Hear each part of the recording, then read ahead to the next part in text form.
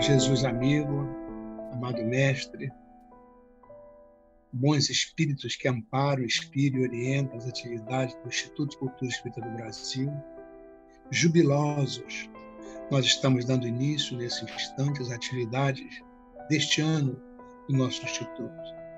Agradecemos pela oportunidade que se renova e pedimos que os nossos bons amigos possam parar, inspirar e orientar o nosso Fabiano, que dá assim a partida nas atividades deste ano.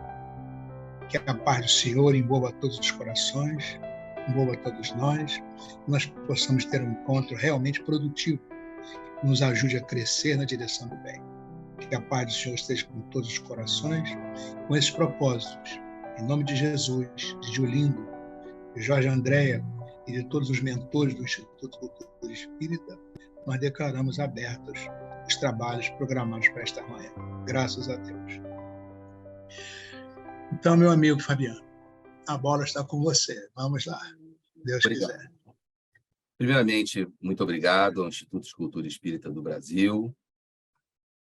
Obrigado, professora Nádia do Couto Vale, pelo convite. Obrigado, professor César Reis, pelo convite e pela oportunidade de estarmos juntos. É uma honra estar dando a largada nesse ano de 2023, que será maravilhoso para o ICEB.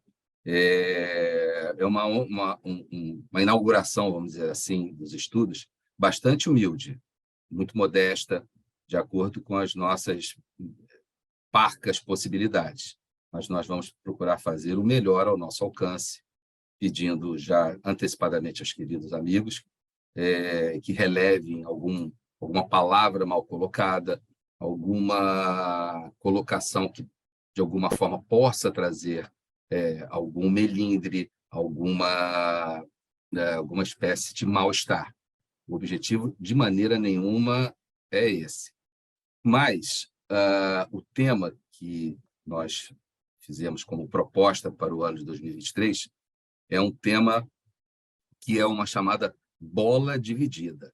Em futebol, a bola dividida é aquela bola onde vai o atacante e o zagueiro, os dois vão com vontade, e um deles pode sair com o tornozelo fraturado, uma lesão de ligamento, um osso do dedo quebrado, é a chamada bola dividida. Então, eu peço, mais uma vez, que não fiquem melindrados, não fiquem ofendidos, caso alguma colocação, alguma palavra seja posta de uma forma que cause algum mal-estar. A responsabilidade sobre essas colocações, sobre tudo que eu falar, responsabilidade, na sua forma mais ampla, ela recaia sobre a minha pessoa, Fabiano. De maneira nenhuma, o Instituto de Cultura Espírita tem responsabilidade, né? São todas responsabilidades única e exclusivamente da minha pessoa.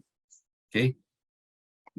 E agradeço ao Instituto de Cultura Espírita, na pessoa da professora Nádia Couto Vale, por sempre franquear a palavra ao expositor, de maneira que ele possa se colocar da forma mais sincera, honesta e leal possível. Muito bem. Então, a ideia é apresentar essa visão, o Jesus dos historiadores versus o Jesus de Allan Kardec. Então, a polêmica já começa pelo título, reconheço. Meu nome do meio é Confusão, tá? Fabiano Confusão Pereira Nunes. Mas sempre sem querer ofender as pessoas, mas a confusão quando se trata das ideias. O Jesus dos historiadores versus o Jesus de Allan Kardec, que animosidade é essa? Vejam bem, essa visão, o Jesus dos historiadores versus o Jesus de Allan Kardec, não é minha. Essa é a visão dos estudiosos, dos pesquisadores. O meu contato com o chamado Jesus histórico, né? Ele é chamado Jesus histórico. Eu estou falando Jesus dos historiadores, já para criar polêmica mesmo com o chamado Jesus histórico. O meu contato ele se inicia com o Clube de Arte, né? O Clube de Arte me convidou para fazer algumas participações, depois começamos no programa Encontro com Jesus, junto com a minha amiga Yasmin Madeira.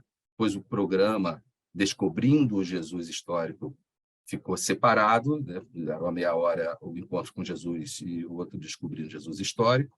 até mais ou menos o ano de 2012, se não falha a memória. A partir desse momento, eu me dediquei a estudar esse tema com diversos autores. Eu hoje estou matriculado numa escola chamada Escola Chevitaresiana, que é a escola do professor Dr. André Chevitaresi.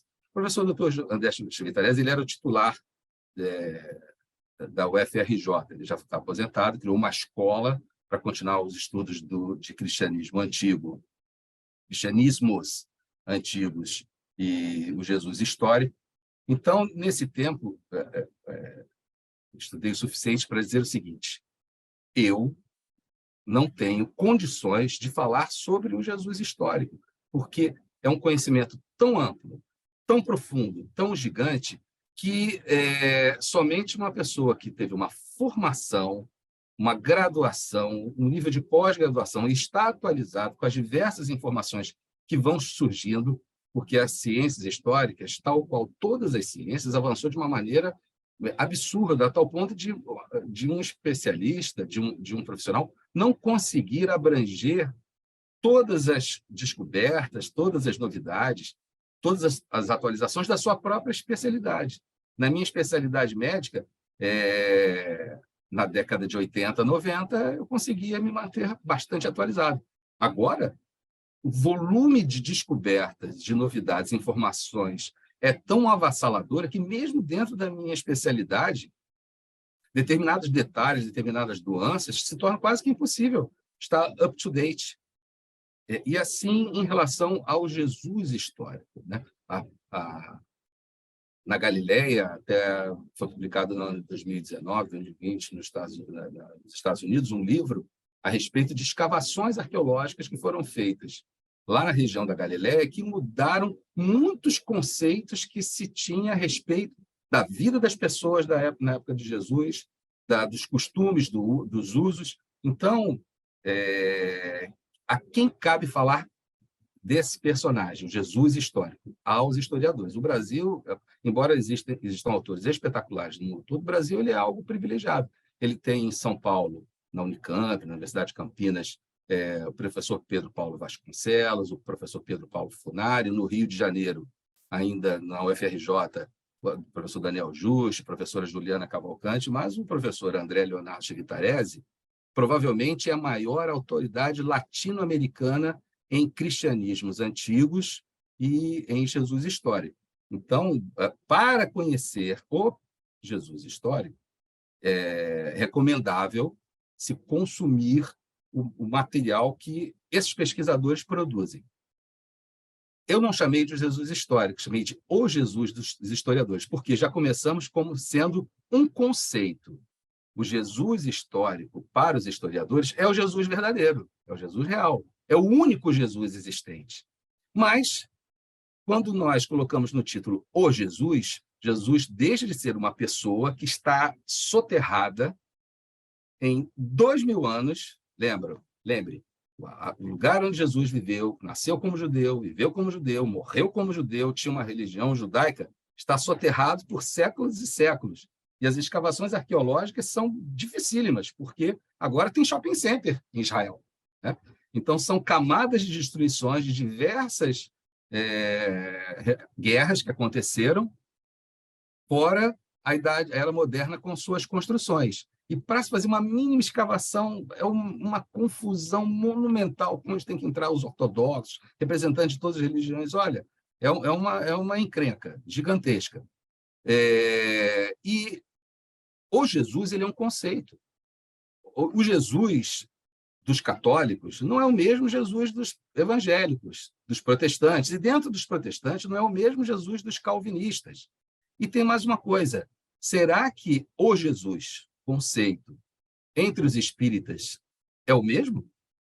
Então, Jesus, antes de nós acreditarmos que nós conhecemos o verdadeiro Jesus, talvez seja interessante encarar da seguinte maneira: esse Jesus que nós temos é que nós, cada um pessoalmente, de si para consigo, de nós para conosco, tem pessoalmente, trata-se de um Jesus conceito pessoal. O verdadeiro Jesus, ele continua como uma busca, uma procura. Então, quais são as convergências e as totais incompatibilidades entre o Jesus dos historiadores e o Jesus de Allan Kardec? Por que você não está tratando do Jesus dos espíritas de uma forma geral? Porque nós temos utilizado aqui... Tudo bem, professora Nádia? Nós temos tentado aqui nos fundamentar principalmente nas 23 obras publicadas, que estão em português, por Allan Kardec. E pisando nesse terreno sólido, pisando nessa rocha inabalável, não escorregar e cair logo no primeiro passo. Então, se a gente não quer, a gente está numa subida, numa escalada. Toda vez que se faz uma escalada, é prudente sempre buscar a rocha sólida para depois arriscar nas rochas que estão menos sólidas. Então, vamos pisar numa rocha sólida, que não pode ser removida. A nossa proposta é em 4 estudos que vão acontecer na primeira sexta-feira do mês, dividir essa temática em as ciências históricas versus o espiritismo. Então, a polêmica está aí. O Jesus dos historiadores versus o Jesus de Allan Kardec. O Jesus dos teólogos versus o Jesus de Allan Kardec. E tentar buscar, no 4º encontro, que seria março, abril, maio, junho, quem é esse Jesus de Allan Kardec? Esse tema é bem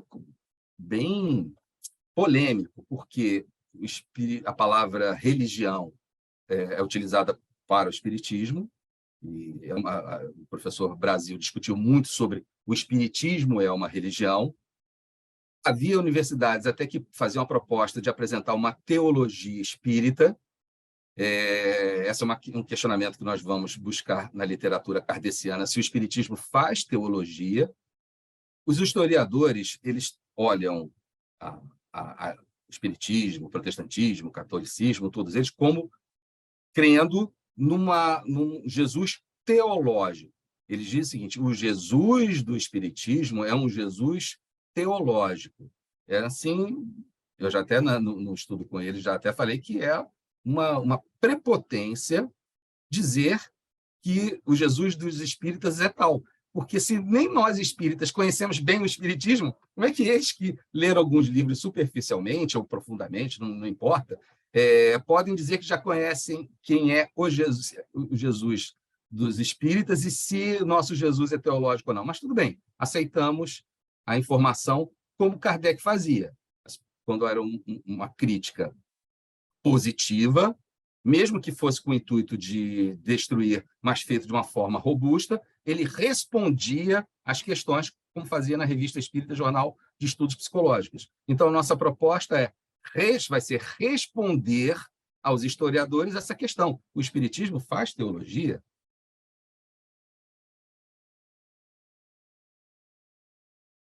E isso leva a uma outra questão. O espiritismo pode ser definido, a doutrina espírita pode ser definida como uma denominação cristã? Na nossa mente, a resposta vem quase que imediato. Sim. Mas eu adianto para vocês que eu vou dizer que não. Ela não pode ser definida como uma denominação cristã. Polêmicas, polêmicas e polêmicas. Então, quando nós escrevemos o Jesus e não Jesus, estamos querendo dizer claramente, trata-se de um conceito, né? de um Jesus conceitual, porque o verdadeiro Jesus nós não vimos, nós não testemunhamos, nós vemos tanto os historiadores quanto os espíritas, nós vemos uma sombra do homem que pisou na Terra há mais de 2000 anos. A passagem dele, nada foi escrito enquanto ele esteve na Terra. Não há documentações sobre ele enquanto ele esteve presente. Todas as documentações são posteriores à sua morte. Então, a gente chama esse Jesus dos historiadores como um Jesus hipotético.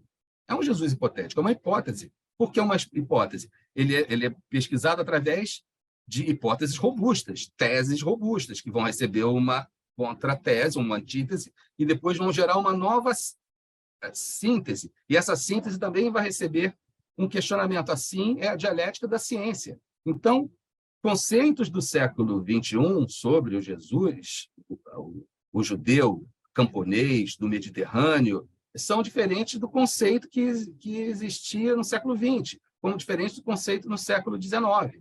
Por exemplo, dessas escavações arqueológicas na Galileia, se viu que não encontraram nada escrito, não há um pedacinho de pedra, uma inscrição, nada, tivesse uma letra.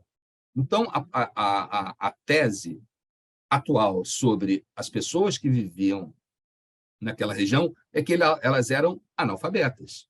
Por conseguinte, não é possível afirmar que Jesus soubesse ler. Mas ele escreveu na terra. Aí é uma outra questão, a formação ideológica do Novo Testamento. Então, é assim que se debruçam as ciências sobre a documentação, o material historiográfico. Para eles, é o Jesus histórico. Essa é a verdade. Mas a ciência ela é muito complexa. Ela não se baseia numa verdade. A ciência se baseia numa pergunta. Toda pesquisa começa com uma pergunta. A gordura de porco, fritar um ovo na banha de porco faz mal para a saúde? Isso é uma pergunta. As pesquisas vão ser feitas pesquisas e algumas conclusões vão ser: fritar um ovo na gordura de porco provavelmente faz mal à saúde. Se eu tomar isso como uma verdade cristalina, diamantina, pétrea, eu vou me ficar impermeável ao novo conhecimento. E hoje se sabe que para fritar um ovo entre o óleo de canola, a gordura de porco, a gordura de porco é mais saudável. O mundo caiu. Não, a ciência ela é assim. Né? Ela não é uma resposta, ela é uma pergunta. Também é filosofia. Filosofia é uma pergunta. Isso é uma forma sintética de dizer. Vamos tentar confrontar para ver a diferença entre Jesus dos espíritos, Jesus de Allan Kardec e o Jesus dos historiadores, o conceito do reino de Deus. Como esses conceitos são absolutamente, radicalmente diferentes. Uma das nossas bases para analisar a diferença entre o Jesus de Allan Kardec e o Jesus dos historiadores é esse livro, A Vida de Jesus, de Ernest Renan. É um livro do século XIX, tratando do Jesus histórico. É um dos livros de referência, por ser um livro de vanguarda sobre o Jesus histórico. Obviamente, as informações aqui contidas já sofreram uma evolução muito grande, mas é uma obra que não passou despercebida por Allan Kardec. Ele escreve sobre essa obra, A Vida de Jesus, Sr. Renan. Isso está na Revista Espírita, Jornal de Estudos Psicológicos. E ele faz referências a essas ideias em 1863, reação das ideias espiritualistas, uma análise do próprio livro do Sr. Renan, A Vida de Jesus. É um livro sobre o Jesus histórico. E, em 1864, ele ainda disserta sobre essa questão, sobre o Jesus histórico, a propósito do livro do Sr. Renan. Então, Jesus histórico era um tema que já era do conhecimento de Allan Kardec. E vamos, no último estudo, tentar responder essa pergunta. Quem é o Jesus de Allan Kardec? Para manter a tradição, vamos iniciar o nosso preâmbulo, que é para... esse é de mim para comigo, tá? Tentar baixar as minhas defesas mentais e me tornar permeável aos questionamentos que poderão surgir. Então, Epiteto, filósofo grego, já havia dito que é impossível para um homem aprender aquilo que ele acha que já sabe. Claude Bernard, contemporâneo de Kardec, grande pesquisador da área das ciências experimentais, um bandeirantes da medicina baseada em evidências, ele também afirmou o seguinte: aquilo que julgamos já saber é justamente o que frequentemente nos impede de aprender. Então, a pessoa diz assim: eu já sei quem é Jesus. Pronto, estou consolidado. Meu conhecimento sobre Jesus já está pronto e ele não vai ser modificado. pois Jesus justamente disse isso aos doutores da lei: as prostitutas, as meretrizes e os publicanos estão muito na frente de vocês no reino dos céus. Mas os doutores da lei, aqueles homens justos, eles eram bons, faziam bem, praticavam caridade, rezavam. Como é que eles poderiam estar atrás de pessoas de má vida? Simples, porque aquelas pessoas de má vida, os fariseus, os publicanos, as meretrizes, que estavam buscando Jesus, estavam permeáveis ao conhecimento do reino de Deus. Eles estavam permeáveis às leis de Deus. Eles estavam ávidos para receberem todos aqueles ensinamentos. Então, embora moralmente eles estivessem atrasados, porque estavam dispostos a caminhar, rapidamente passariam ali os que estavam cristalizados naqueles conceitos. É quase como a fábula do jabuti e o coelho, né? Meus amigos, minhas amigas, é só uma coisa, eu não vou, em vez de fazer aquela discussão, perguntas ao final, vocês podem interromper ao longo do estudo, tá? Eu não tenho como olhar a mãozinha levantada, eu peço à professora Nádia para sinalizar, falar aqui, olha, tem uma pergunta, tá bom?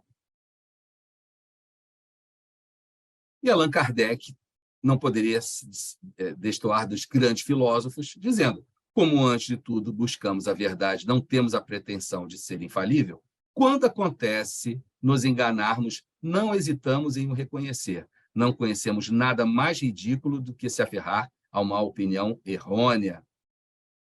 Então, vamos lá. Vamos começar a dividir essa bola. Antes de entrarmos na questão dos historiadores, a minha proposta é fazermos algumas reflexões entre os limites das ciências acadêmicas e o limite da ciência espírita. Tá?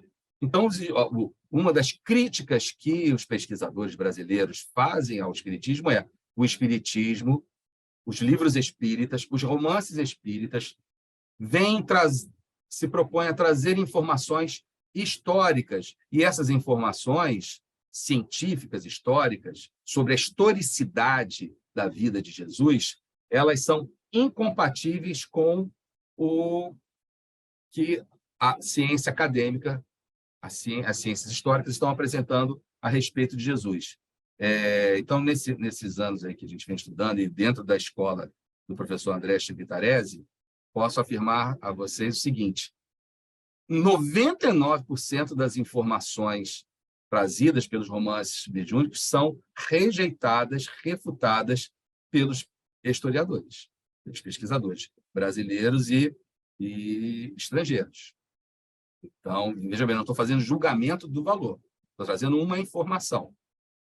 Então, está aqui a bola que caiu entre o atacante e o zagueiro. E os dois vão nessa bola, vamos ver quem vai sair de pé quebrado, se possível, ninguém quebre o tornozelo. Então, o ataque, vamos dizer assim, a crítica, melhor dizendo, tá? A crítica que é feita é essa: olha, o espiritismo, quando diz que uma determinada coisa aconteceu, ele está trazendo um conhecimento teológico, porque isso não é histórico. Vou dar um exemplo assim, já entrar logo na polêmica que vai já encher de pólvora. Para os historiadores, Judas Iscariotes é uma construção, é uma elaboração redacional. Foi uma construção. Esse personagem não existiu. Eles usam isso baseado em várias documentações e nos escritos mais antigos sobre Jesus, que são de Paulo. As cartas de Paulo, elas precedem a elaboração redacional do Novo Testamento. E nas cartas de Paulo não há menção direta, nem mesmo indireta, de uma traição de um personagem chamado Judas. E isso seria muito importante para Paulo escrever. E mais ainda, quando Paulo diz que Jesus apareceu ressuscitado, ele diz que Jesus apareceu aos 12. Ele não fala que apareceu aos 11. Ele diz que apareceu aos 12.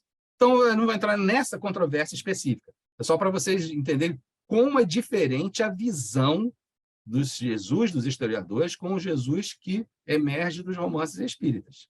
E aí fica a questão: mas a doutrina espírita não pode revelar descobertas que são da alçada da ciência? Então, sem entrar especificamente na ciência histórica, embora aqui o título, a pergunta seja sobre as ciências históricas, vamos ver o que Allan Kardec deu de balizas, de parâmetros, de diretrizes seguras para quem quer navegar nessa confrontação entre as ciências acadêmicas, as ciências materiais e as ciências históricas.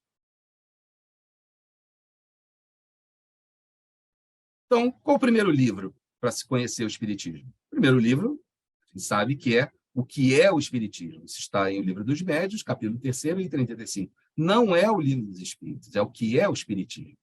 Primeiro, saber o que pensam, o diálogo com os filósofos, com cientistas, com religiosos, com céticos e com os inimigos do Espiritismo, os críticos do Espiritismo, o sacerdote.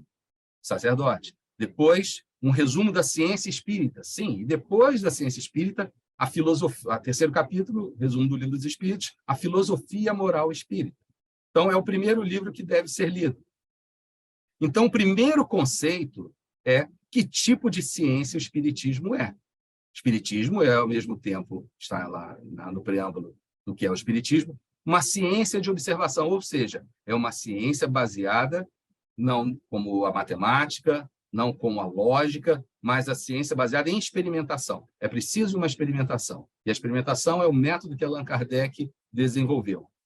Controle universal do ensino dos espíritos, a confrontação com a lógica, com a razão, com a coerência, a confrontação com os dados positivos da ciência e a apresentação das leis espíritas, das comunicações com base nesse método. Então, sempre será baseado num método.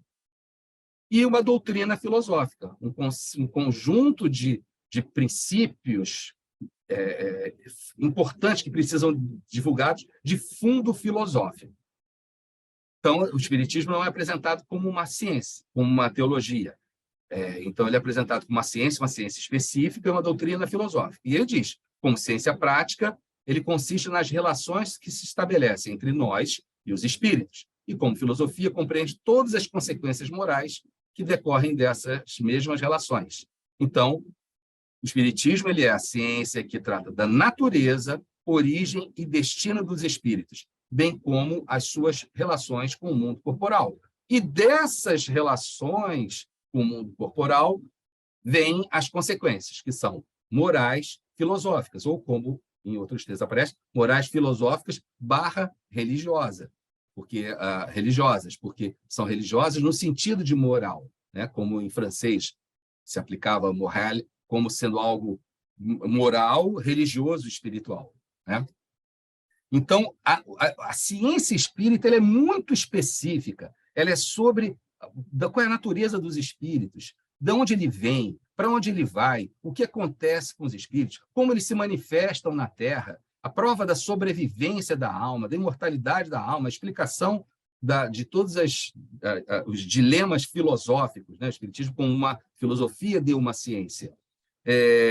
E o que o Espiritismo obriga, existe até um artigo na Revista Espírita, o Espiritismo obriga, porque ele traz consequências que você não pode fugir. Se você aceitou, entendeu a primeira parte, a natureza, origem, destino e relações, obrigatoriamente você é compelido à segunda parte, que é a natureza moral, a consequência moral. E todo o Espiritismo ele se baseou exclusivamente nesses conceitos. Então, a primeira obra, quem estiver chegando aqui pela primeira vez, é O Livro dos Espíritos. O Livro dos Espíritos ele começa com a natureza, origem e destino dos espíritos. É a primeira parte de O Livro dos Espíritos, que é desenvolvida em A Gênese. Obviamente, também em A Revista Espírita, nos 12 volumes, nós vamos encontrar a prática de todas essas dissertações filosóficas e morais contidas em O Livro dos Espíritos. A segunda parte, o livro segundo de O Livro dos Espíritos, é justamente um outro segmento da ciência espírita, as relações dos espíritos com o mundo corporal. É a segunda parte, que é desenvolvida em O Livro dos Médiuns. A terceira parte e a quarta parte, que são as consequências morais, filosóficas e religiosas da natureza, origem, destino e relações com o mundo corporal. Então, terceira parte das leis morais, quarta parte das esperanças e consolações, que pode-se dizer que seria a religião espírita propriamente dita, né? O conteúdo que é desenvolvido em O Céu e o Inferno e o Evangelho segundo o Espiritismo, moral e filosófico, é o conceito de religião espírita, que é uma religião diferente. Aliás, é uma ciência diferente, que o que ela trata não tem nada a ver com as outras ciências, é uma filosofia totalmente diferente, que se baseia numa ciência que é diferente, e uma religião totalmente diferente, que se baseia numa filosofia que se baseia numa ciência absolutamente diferente.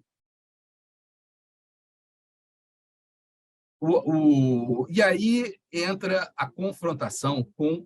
o primeiro problema é a elaboração redacional dos evangelhos, a formação ideológica dos evangelhos. O pesquisador John Mayer, ele diz assim, a elaboração da teoria dos sinóticos é um assunto sem fim. Realmente, a elaboração dos evangelhos é um assunto muito difícil. Por quê? Vamos falar, por exemplo, datações. As datações elas vão sendo sempre atualizadas. E a atualização das datações nunca são para mais próximo do homem que viveu na província da Judéia. É sempre afastando do homem que viveu. E olha, se data papiros do tamanho assim de um pedaço do polegar, até menos do pedaço do polegar, são datados. Mas como é que ele é datado? É o carbono 14? Não, não é o carbono 14. Ele pega, por exemplo, um pedacinho de papel que tem ali um texto, um fragmento de texto de um Novo Testamento, e aí, por uma análise de documentação historiográfica, é muito complexa, muito difícil, mas hoje, graças à tecnologia, é possível fazer os chamados estudos multicêntricos. Então, vamos dizer o seguinte, vamos dar um exemplo na língua portuguesa. Se você encontra uma carta, a carta é escrita assim, de dois amigos, Vossa Mercê poderia, etc. Você já sabe que essa carta deve estar lá no Brasil, né? Ela deve estar lá entre 1500 e 1700, porque é o período chamado de Vossa Mercê. Se na carta esses dois amigos já começam a falar, Vós Mercê, bom, então já se sabe que essa carta já vai chegando mais perto do século XVIII, do século XIX. Se na carta está escrito você, ela não é antes do século XIX, ela é depois do século XIX. Então, junção de duas letras, junção de duas, vou falar sílabas, mas nesse grego não é bem sílaba, né? Que são letrinhas, é uma coisa horrível para se ler. A forma de escrever determinadas letras no grego já vão fazer a colocação em termos de datação, né?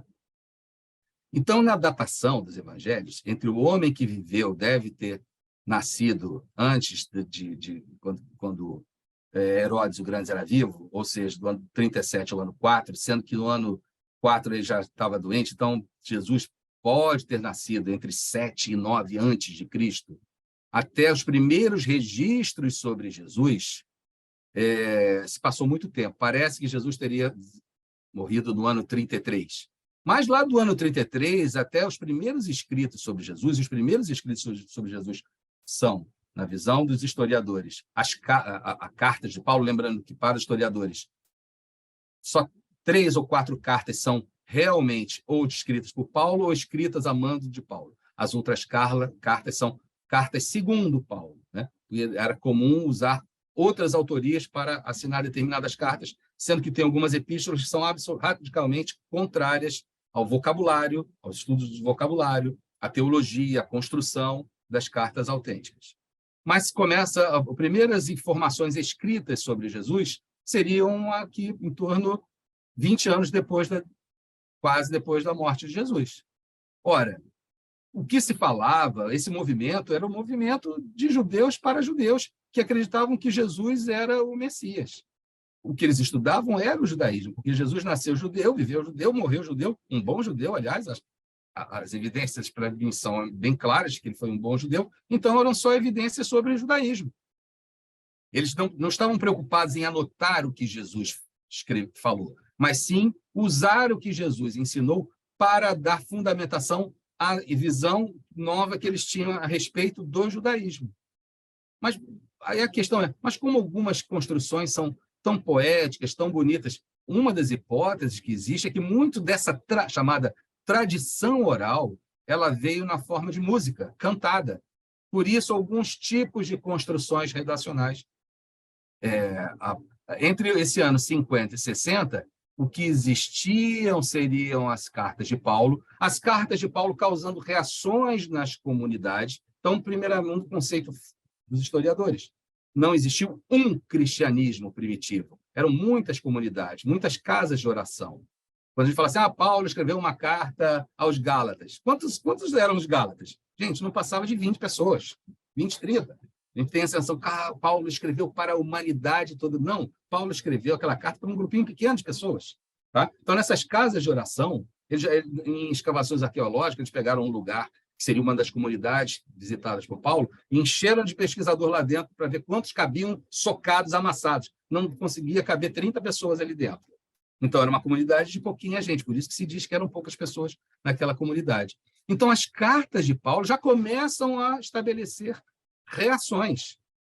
E essas reações... Opa, desculpa. Não, aqui está melhor que está com maior. Essas reações vão gerar elaboração de textos, alguns para confirmar a visão de Paulo acerca de Jesus, outras para refutar a visão de Paulo acerca de Jesus. Só os pais da coleção patrícia, né? Os pais da igreja, Orígenes, Clemente, Jerônimo, eles é que vão dizer, olha, tal documento ele não é herético, ele é verdadeiro, porque tal documento veio foi escrito a partir da pregação de Mateus, tal documento foi feito a partir da pregação de Marcos, tal documento foi feito a partir da pregação de Lucas. E a datação, e esses documentos, eles têm um conteúdo, tanto sinótico, semelhante, Marcos, Mateus, Lucas e Marcos, eles têm um conteúdo semelhante, por isso é sinótico, que é uma parte lida de um evangelho chamado proto-Marcos, seria um pré-Marcos. Esse Marcos que nós temos na Bíblia já é um Marcos com mais elaboração redacional, com conteúdos de um documento chamado documento Q, que é uma coleção de ditos de Jesus, não tem milagres, não tem história, não tem nascimento, e por isso que eles são sinóticos, eles usam o documento Q, esse documento hipotético Q, ele é hipotético, mas ele é pesquisável, né? E um conteúdo de Marcos, e Marcos dando Lucas, documento Q compondo Marcos, Lucas e Mateus, e um conteúdo comum entre Mateus e Lucas, sendo que o Evangelho de João, vejam as datações, anos 70, anos 90, o Evangelho de João já está jogado para aqui, para o século II. Mas não foi o apóstolo João quem escreveu? Segundo os pesquisadores, não, é uma elaboração redacional posterior. E os próprios pais da igreja colocaram e tiraram o Evangelho de João várias vezes. Tá? Então, se nós quisermos ler em uma ordem mais cronológica, teremos que ler primeiramente as cartas de Paulo, depois o Evangelho de Marcos, depois o Evangelho de Mateus, em terceiro lugar o Evangelho de João e, por último, o Evangelho de Lucas. Mas essa investigação é uma investigação complexa, como eu falei. Quem pode falar sobre o Jesus histórico? É o professor Daniel Juste, da UFRJ, é o professor Pedro Paulo Funari, da Unicamp, o professor Paulo Vasconcelos, da Unicamp, é a professora Juliana Cavalcante, da UFRJ, o professor André Leonardo Guitaresi está já aposentado, mas ele tem uma escola de estudos do cristianismo antigo, que, como eu falei com vocês, a gente acompanha. Então, eles têm propriedade para falar. Claro, qualquer um de nós pode também apresentar alguns conceitos enquanto consumidores de ciência, mas nunca uma pessoa vai poder, que não é cardiologista, que não é mesmo um médico, tá? Da especialidade de cardiologista, pedir um ginecologista para ele interpretar um eletrocardiograma ou um exame mais complexo que hoje em dia tem. Cardiograma tridimensional. Já temos ecocardiograma tridimensional, ressonância nuclear magnética funcional. Se pedir para o ginecologista olhar, ele vai dizer assim, não tem a menor condição de dizer o que está acontecendo aqui com esse exame. Porque são áreas muito específicas. O Jesus, embora todo mundo possa falar sobre Jesus, mas agora falar com correção, na minha visão, é preciso ter formação e especialização, porque, como toda ciência, ela ficou extremamente... se sabe muito agora de quase nada, né? Antigamente se sabia muita coisa de tudo. Hoje em dia a gente se sabe muito, mas é de um setor muito pequenininho, né? Em todas as ciências. Na física está assim, né? Tá difícil você se manter up to date.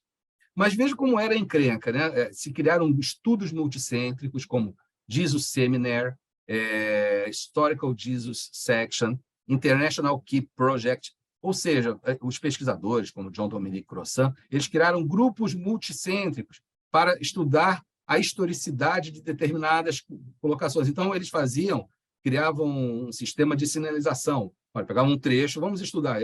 No Congresso se estudava aquilo, naquele seminário, e aí os pesquisadores faziam uma votação. Olha, verde, sim, provavelmente é autêntico, é histórico. Amarelo pode ser, pode não ser. Vermelho, com certeza não é histórico. E é tão complicado que eles não faziam um sistema de votação simples, eles usavam um sistema de matrizes matemáticas para dar peso às diversas votações, para, no final, a matriz matemática dizer provavelmente isso é histórico, não há como dizer se isso é histórico ou não, e, com certeza, isso não é histórico. Então, é um estudo muito difícil. E o estudo de quem é o Jesus de Allan Kardec. Ele também é complexo. Lembramos que, em francês, entre livros, textos, separatas, opúsculos e brochuras, nós temos 32 obras. Em português, nós temos 23 obras de Allan Kardec. Então, a escavação arqueológica dentro da pesquisa nas obras de Allan Kardec também é uma pesquisa arqueológica que demanda tempo e esforço.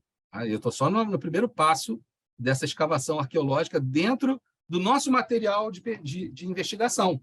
33 livros. É complexo, gente. Graças a Deus, a tecnologia até nos ajuda, mas é preciso ler e meditar. Então, hoje, a nossa proposta é: a doutrina espírita revela descobertas que são da alçada das ciências históricas? A doutrina espírita pode concorrer, eu não falei nem colaborar, porque colaborar é quando você agrega algo que está caminhando no mesmo sentido. Eu estou falando da palavra concorrer, porque se os historiadores dizem, olha, Madalena nunca... Essa é a opinião das pesquisas, baseadas nas lideranças da documentação histórica encontrada no mundo mediterrâneo. Madalena nunca foi prostituta arrependida, nunca foi a mulher que lavou os pés de Jesus, etc., etc. Isso até foi uma confusão que um Papa, Inocêncio, se não me falha a memória, havia feito, e depois o próprio Papa Paulo VI disse, olha, está errado ali, tá? A mulher pega em adultério, a mulher que lava os pés de Jesus e a prostituta arrependida não são Madalena, Papa Paulo VI. Então, é uma confusão incrível. Mas, então, para os Jesus dos historiadores, Madalena era uma das principais lideranças cristãs do primeiro século. Essa é a encrenca gigantesca. Para os historiadores, pelo número de comunidades que seguiu a tradição, que seguiu a liderança de Madalena, era muito provável que ela fosse uma das principais lideranças cristãs, uma das principais apóstolas. Ela não é colocada como a 13ª apóstola. Esses filmes mais modernos sobre Madalena, não estou falando desses antigos, dizem que Madalena é a esposa de Jesus. Não, não, não. O último filme sobre Madalena já coloca Madalena, Jesus andando, a segunda pessoa na caminhada atrás dele era Madalena, por causa da sua liderança e das lideranças das comunidades que surgiram da liderança de Madalena. Então, isso era uma encrenca histórica com o judaísmo, que o judaísmo não permitiria uma liderança de uma mulher, né? E Paulo, ele relata o nome das pessoas que viram Jesus ressuscitado. Ele não colocou o nome de Madalena, de Maria de Magdala, Míria de Magdala, entre as pessoas que viu Jesus ressuscitado. Ele não coloca o nome dela. Ele dá o nome de todo mundo e deixa a Madalena de fora. Isso na carta, né? Então, essa encrenca histórica, né, da liderança de Madalena... Agora, é uma coisa interessante. Tem um documento apócrifo, que é bem posterior, século II, século III, se não me falha a memória, o Evangelho de Tiago ou de Filipe, onde é referido que Jesus teria beijado Madalena na boca. Beijar as pessoas, tem um livro chamado Os Cristãos que se Beijam. O beijo, ele era uma transmissão de poder na elaboração do texto, tá? De poder, de sabedoria e de autoridade. Então, se Jesus... Aí surgiu até o filme, né? De Dan Brown, que coloca Madalena como esposa de Jesus. Se fosse esposa de Jesus, não daria problema em termos de movimento cristão. Porque a esposa, beijar a esposa, todo marido tem o dever, o prazer de beijar a sua esposa. O problema é não ser esposa. Porque o texto, a elaboração está dizendo, olha, Madalena recebeu o poder de Jesus para atuar. Madalena recebeu o Espírito de Jesus. Madalena recebeu de Jesus autoridade para pregar e formar comunidades, para ter lideranças. O poder de Madalena se reveste porque foi dada por Jesus. Então, o texto dessas comunidades mostrava a liderança que ela tinha, enquanto outras comunidades diziam, negativo, Madalena não foi apóstola. Está aqui o meu evangelho, entre aspas, né? Meu documento dizendo, não, olha só, Jesus beijava Madalena. Por quê? E não é beijo entre maridos, não, entre esposos, não. É beijo, é transmissão de poder, de autoridade, de divindade. E teve uns aqui que não receberam. E essas confusões já são antigas, lembrem-se. Tomé foi colocado de fora da bênção do Espírito Santo. Ele não recebeu o Espírito Santo como os outros. É a comunidade joanina dizendo, olha, essas comunidades aqui que seguiram Tomé, na visão dos historiadores, essas comunidades que seguem Tomé estão absolutamente erradas. Tem uma pesquisadora chamada Elaine Pagels, que ela faz estudos profundos sobre a rivalidade da comunidade de Tomé e a rivalidade da comunidade joanina. Como os dois evangelhos estão se batendo um com o outro. Tá? O Espiritismo revela descobertas que são da alçada das ciências. A gente tira aqui até a palavra históricas. O Espiritismo ele tem essa autoridade para revelar descobertas que são da alçada das ciências. Veja bem, não é uma pergunta para saber quem está com a razão, não. É só para a gente levantar a polêmica e botar a bola aí, os zagueiros chutando junto com os defensores para alguém sair com lesão do ligamento. Bom, então, vamos pisar nas pedras bem sólidas. Para começar, lembramos, qual é a ciência espírita? É uma ciência muito específica. Ela é uma ciência que especificamente trata da natureza dos espíritos, origem dos espíritos, destino dos espíritos, especificamente isso. As relações dos espíritos com o mundo corporal, especificamente isso. E as consequências dessas premissas científicas são consequências morais e filosóficas, e religiosas, se quiser. Mas entendendo sempre o espiritismo como uma religião muito diferente de qualquer conceito de religião. Em relação ao Evangelho segundo o Espiritismo, não é isso? A gente, na introdução, encontra Allan Kardec explicando que as matérias contidas nos Evangelhos podem ser divididas em 5 partes. Os milagres de Jesus, as profecias, as predições, as palavras que serviram para o estabelecimento dos dogmas da Igreja, o ensinamento moral e os atos comuns da vida do Cristo. Os atos comuns da vida do Cristo são o quê? Os fatos históricos. São a vida histórica desse homem chamado Jesus Cristo, que nós chamamos de Jesus Cristo. E Allan Kardec chama diferente, tá? O Cristo da Bíblia, do Novo Testamento, não é o nosso Jesus Cristo. Isso, mas é muita encrenca, muita polêmica, mas é mesmo, gente. A primeira parte, né, os milagres de Jesus, eles foram analisados elucidados na obra A Gênese, os Milagres e as Predições segundo o Espiritismo. Obviamente, sempre lembrando, a revista espírita acontecem as apresentações da prática de todas as dissertações científicas, filosóficas e morais encontradas nas chamadas 6 obras doutrinárias, 6 obras fundamentais. Para mim, tudo que Allan Kardec escreveu é fundamental. Então, para mim, as 23 obras são fundamentais. Mas, popularmente, se dizem das obras doutrinárias. Ali encontramos, por exemplo, o milagre de uma santa que chora, ou o milagre de aparecer Jesus numa fatia de pão. Esse milagre é compatível? Ele, na prática, o que é isso aí? Ele está de acordo com as leis da natureza? Ele está com a lei das leis da física, da química? Ele pode ser explicado pelos fluidos? Então, os milagres de Jesus, eles estão amplamente estudados, inclusive os não milagres de Jesus, como está em A Gênese. Transformar água em vinho. Para Allan Kardec aconteceu? Não, não aconteceu. Ele explica por quê. Ele diz, este milagre não aconteceu. A estrela de Belém aconteceu? Allan Kardec diz, não, a estrela de Belém não aconteceu. Ele explica por que não aconteceu. E uma vez eu fui fazer um estudo numa casa espírita e trouxe, como eu sempre faço, ipsis literis as explicações de Allan Kardec. Nossa, eu quase apanhei. Você não pode dizer isso, irmão. Não brigue comigo, brigue com Allan Kardec. Se você tiver que refutar alguém, refuta quem fundou o Espiritismo.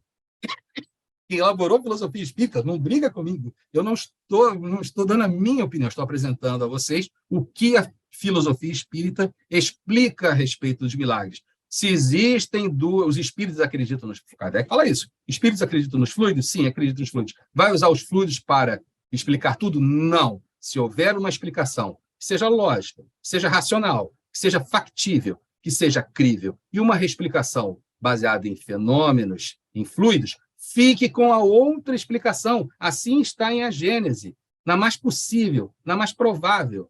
Mas como? Mas não pode ter sido fluido? Poder pode, mas não cabe ao Espiritismo ficar com a menos provável. Ele vai ficar com a mais sólida, com a mais provável. É assim que funciona a ciência espírita. Primeiro, uma ciência de razão. Então, ele ainda tem, assim, as pessoas agora que estão dizendo que Kardec tinha medo, ele ficava enfraquecido. Está lá no Evangelho, Deus não coloca um peso a respeito dos falsos profetas. Deus nunca vai colocar um peso maior que os ombros podem suportar. E uma tarefa como ser o apóstolo da terceira revelação vai colocar nos ombros frágeis que ficam com medo de espírito, quase caindo. Os ombros eram muito, muito largos. Ele partiu para a confusão já na parte da sua vida em que ele estava doente. A Gênese, que até a Gênese, a coisa estava ainda assim, muitos atritos com a igreja, com a ciência, mas ainda não era um atrito violento. Quando ele começa a entrar na seara da Gênese, o Antigo Testamento, os milagres de Jesus, as profecias de Jesus, a interpretação do Novo Testamento, o céu e o inferno, quebrando a coluna dorsal de todos esses conceitos que existiam na época e existem até hoje, ele puxou para si uma encrenca monumental. Aí ele passou a ser realmente perseguido de uma forma brutal e violenta.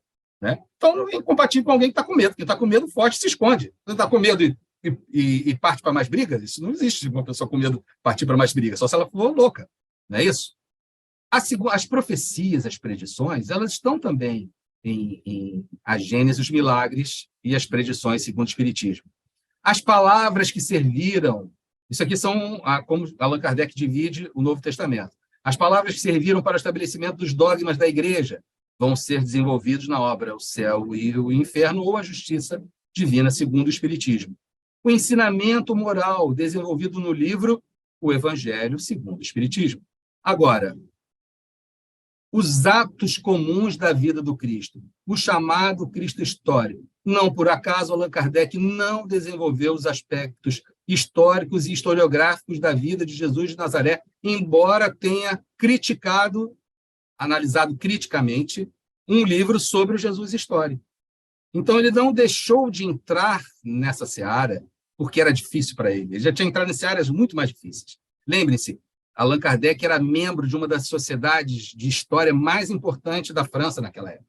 Uma das sociedades em que ele era membro. E os membros dessas sociedades científicas da época de Allan Kardec, eles não entravam sem demonstrarem notório saber, robusto conhecimento. Eles eram convidados. Não era assim, quer entrar? Quero, pega aqui os teus papéis, apresenta. Não. Eram muito seletas, muito seletivas. Então, história era um dos temas de domínio desse conhecimento polimático que tinha o professor Rivail. Então, ele não desenvolveu os aspectos históricos e historiográficos da vida de Jesus em nenhuma das suas obras. Por quê? Isso aqui é um texto meu, tá? Não é o objetivo essencial do Espiritismo concorrer com as ciências, mormente as ciências históricas. Caberá à própria ciência desvelar os fatos históricos da vida do Cristo. Bom, então eu fiz uma afirmação, e essa afirmação está até em um dos artigos que eu tive a honra, a oportunidade de escrever para a revista Jesus.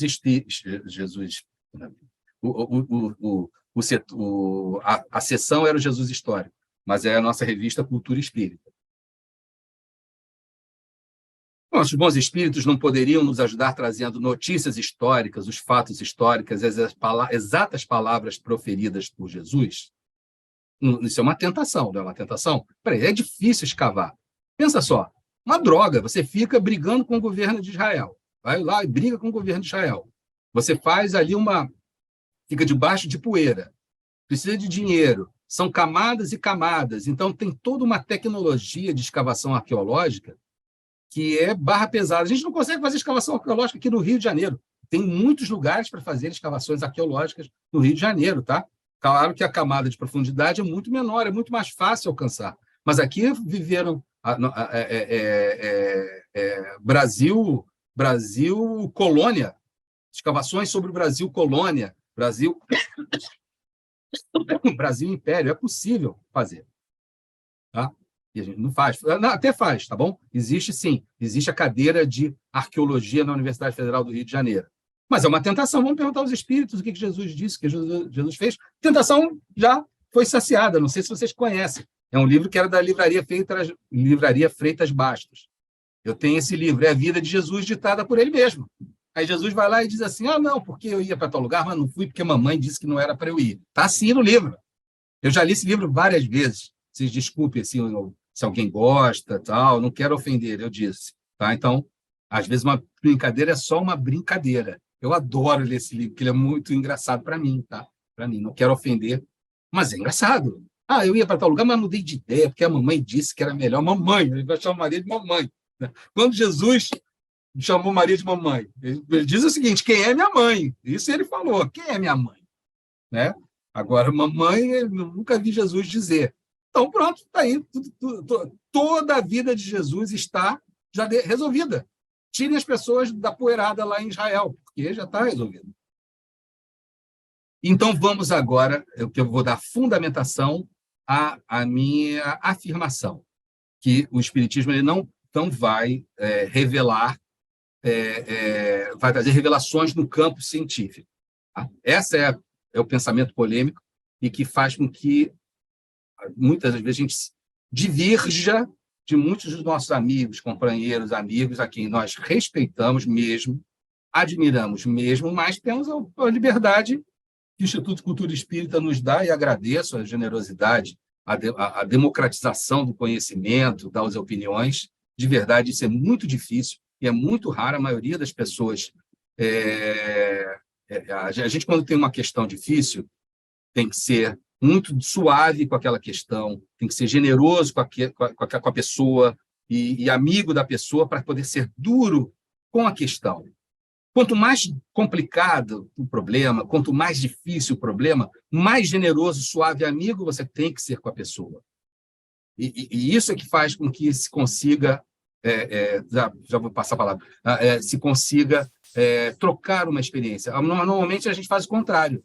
A gente esquece a questão, é suave e leve para a questão e vai firme na pessoa, no argumento ad hominem, na questão pessoal. Aí vira um atrito pessoal e a questão já, sabe, voltando à analogia com o futebol, a bola fica e já estão os dois jogadores, em vez de ser jogada na bola, a jogada é na canela. Aí sai. Então, nós não vamos entrar na canela de ninguém, é na bola. Então, vou me ater agora à leitura do texto kardeciano. E ele fala por si mesmo.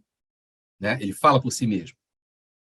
E vou pular aqui a referência para ganhar tempo. Tá? A referência está sempre na parte de baixo do slide.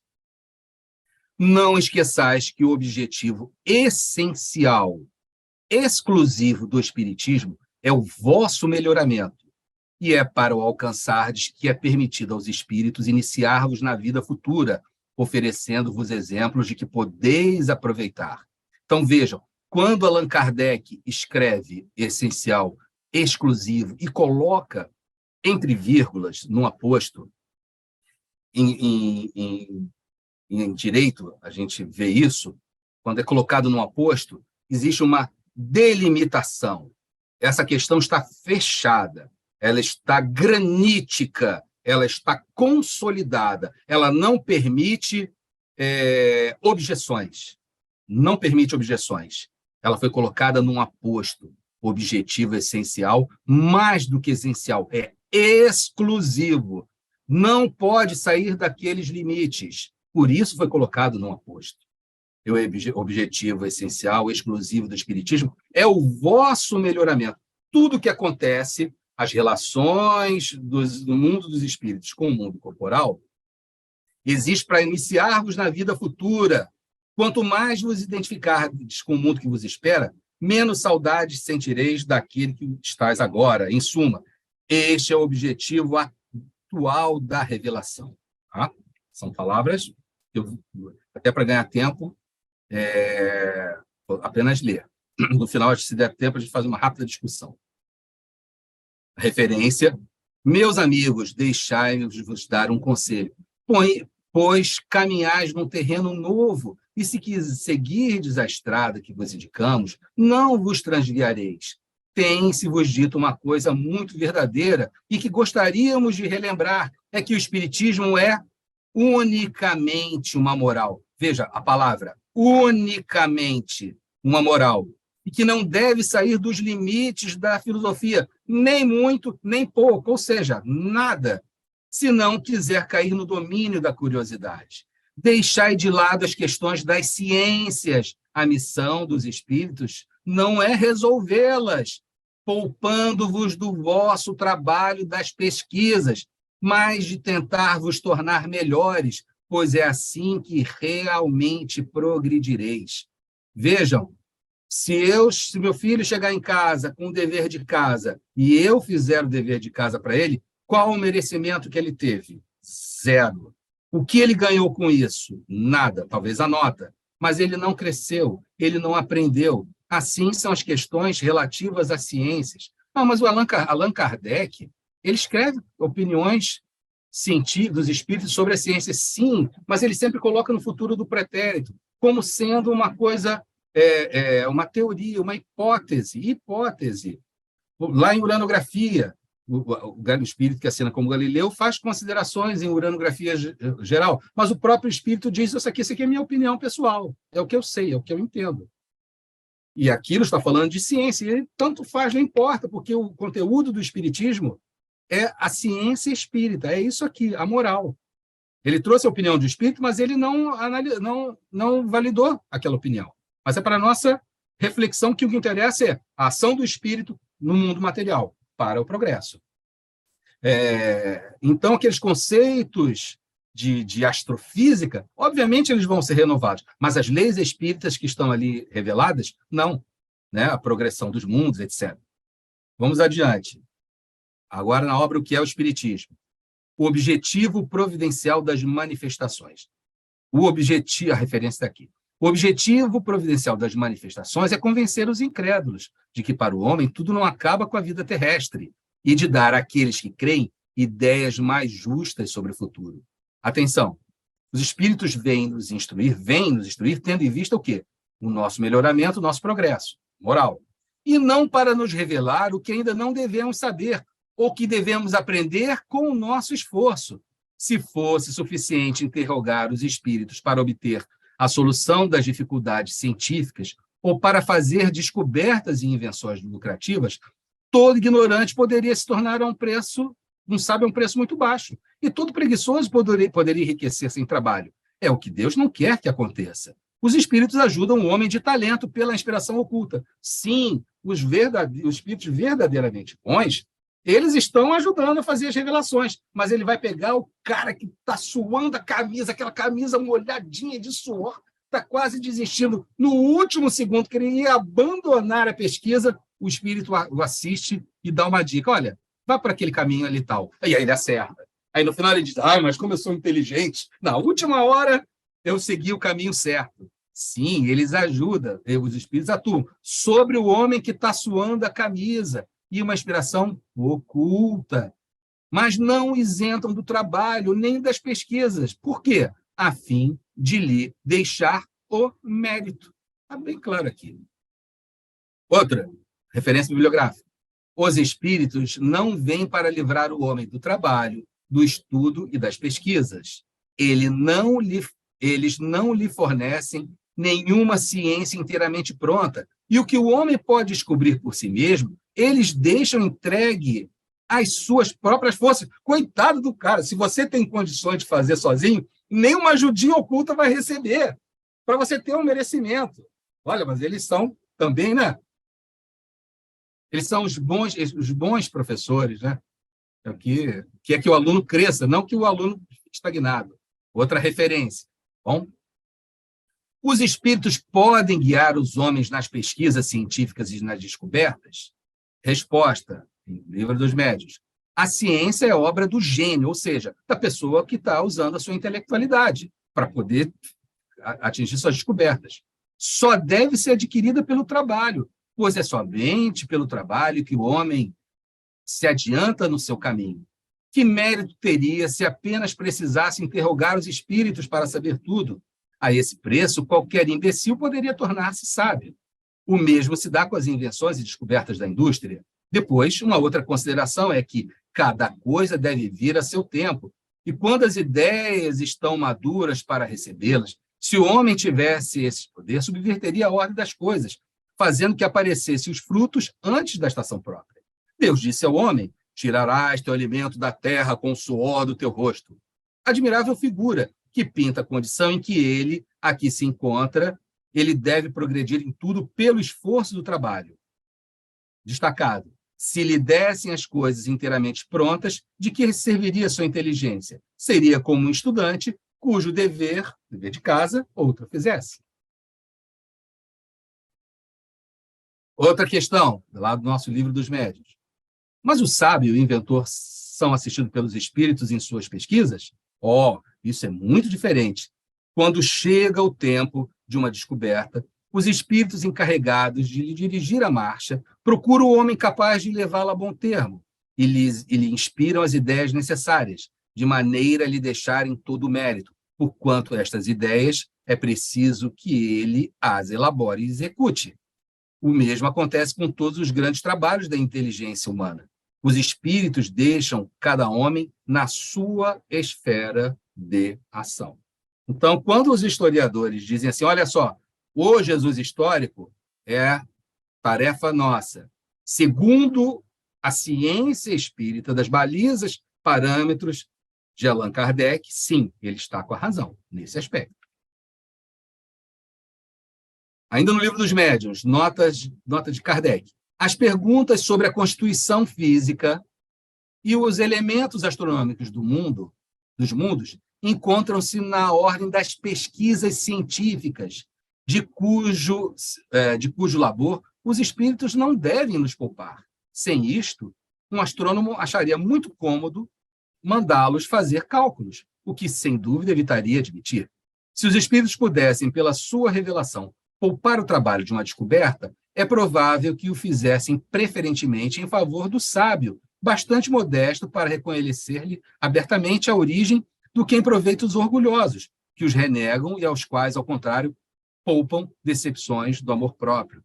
Então, os espíritos não poupam os homens das pesquisas. Não é tarefa dos espíritos concorrerem com os pesquisadores, com os cientistas. Agora, Revista Espírita está aqui a referência bibliográfica. Essas observações aplicam-se igualmente sobre as teorias científicas que os espíritos podem dar. Seria muito cômodo interrogá-los para encontrar a ciência pronta e acabada e possuir todos os segredos industriais. Só conquistaremos a ciência à custa de trabalho e pesquisa.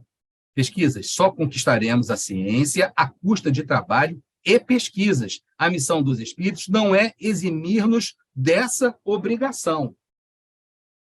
Bom, agora mais polêmica, mas também a resposta está aqui em O Livro dos Médicos.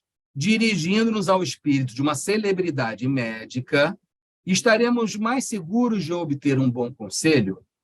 E aí a resposta: as celebridades terrenas não são infalíveis e possuem, muitas vezes, ideias sistemáticas que nem sempre são justas e das quais a morte não os liberta imediatamente. Então, todo espírito tem um sistema, mas ele é um bom espírito, mas tem o seu sistema. Os espíritos puros, nesses não têm sistema.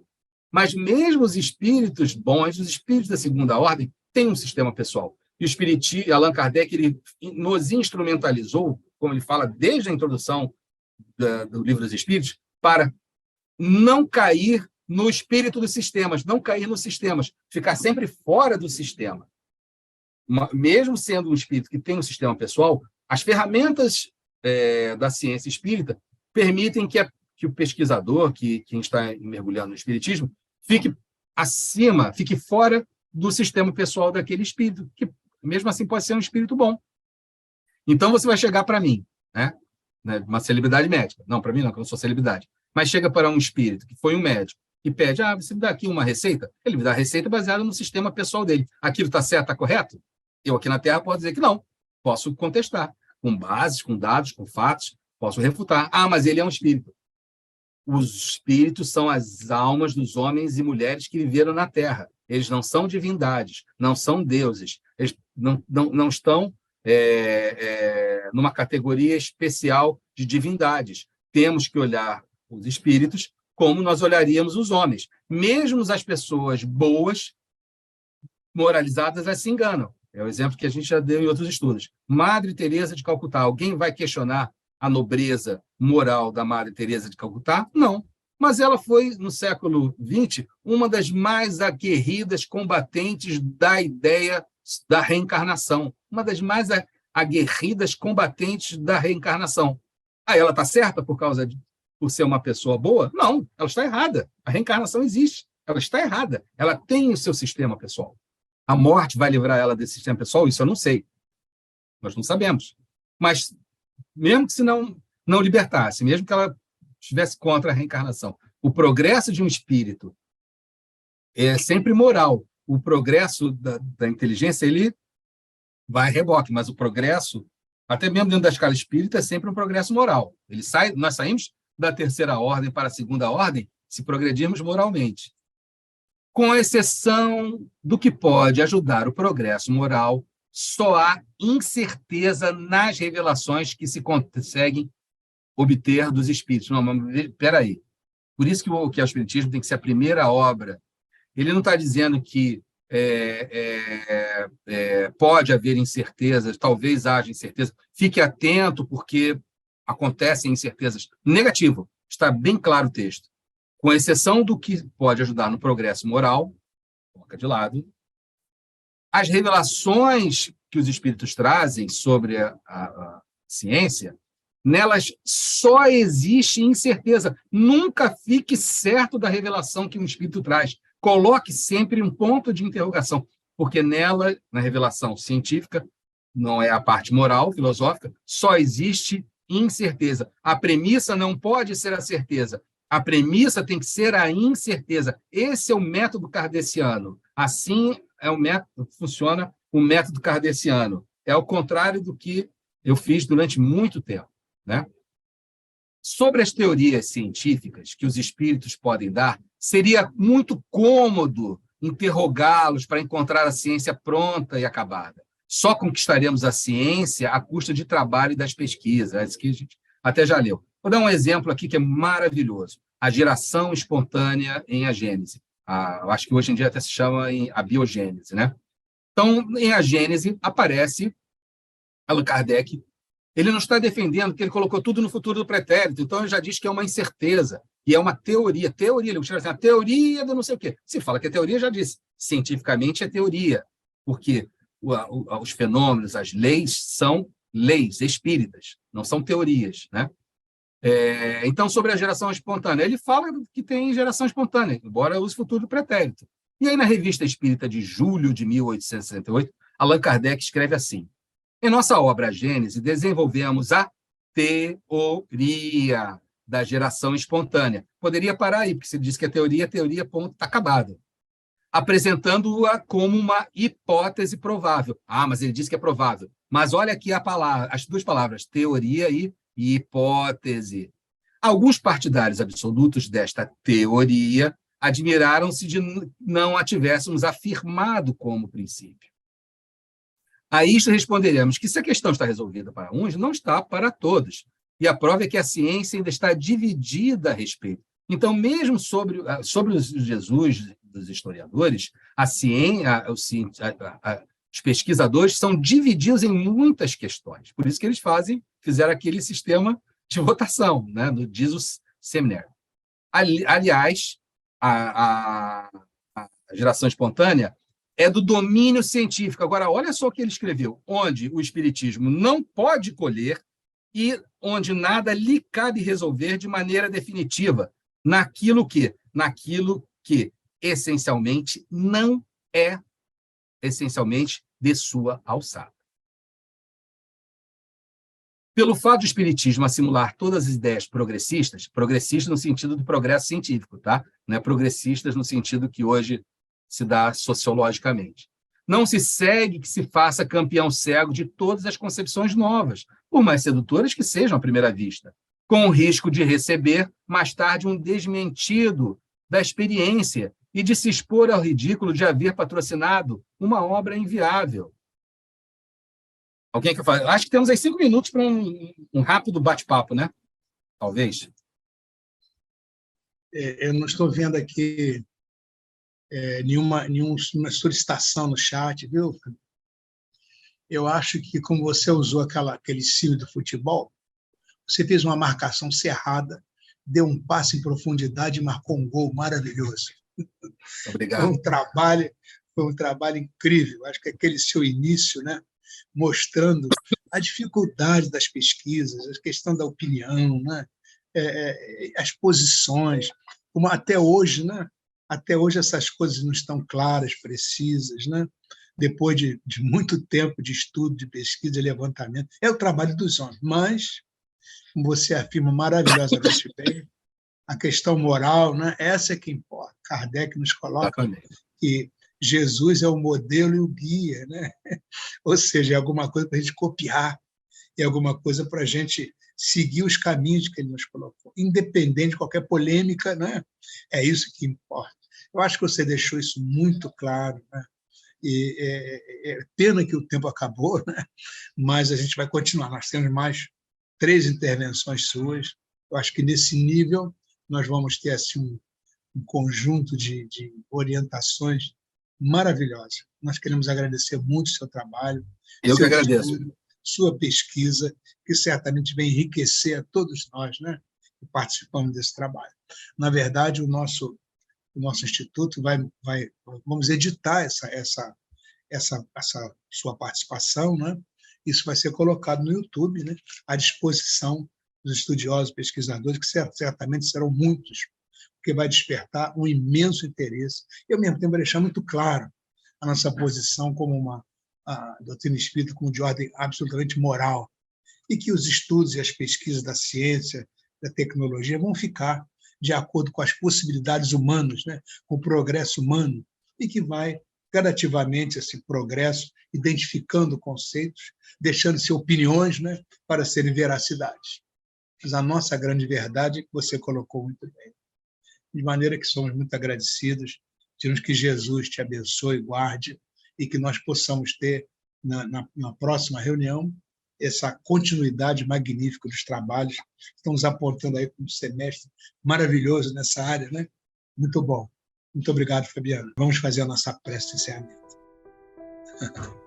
Senhor Jesus, como vamos agradecer por este momento tão bom em que pudemos abrir com tanto conhecimento e, ao mesmo tempo, com tanta doçura, com tanto amor, as atividades do Instituto de Cultura Espírita do Brasil deste ano. Senhor, queremos muito que nossa alma se projete para que possamos alcançar os fundamentos dessa doutrina de amor e de luz, a fim de que, crescendo na direção do bem, possamos, embora modesta da nossa condição, oferecer alguma contribuição para um mundo melhor, que é o objetivo supremo de todos nós. Agradecemos, Senhor, pelo nosso irmão Fabiano. Pedimos que desçam sobre ele as sublimes emanações da tua misericórdia, para que o suprimento do amor possa sempre reabastecer o seu coração e a sua inteligência, a fim de que ele ofereça não só a nós, mas a todos aqueles que dele se aproximem, essa contribuição tão necessária, tão efetiva e tão boa para o nosso crescimento. Agradecemos, Senhor, pela presença de todos e pedimos que essas vibrações do teu amor possam se expandir para todos aqueles que nos ouvem e nos assistem, para toda a humanidade, que nós possamos sonhar ajudando a construir um mundo melhor. Obrigado, Senhor. Fica conosco. Assim seja e graças a Deus.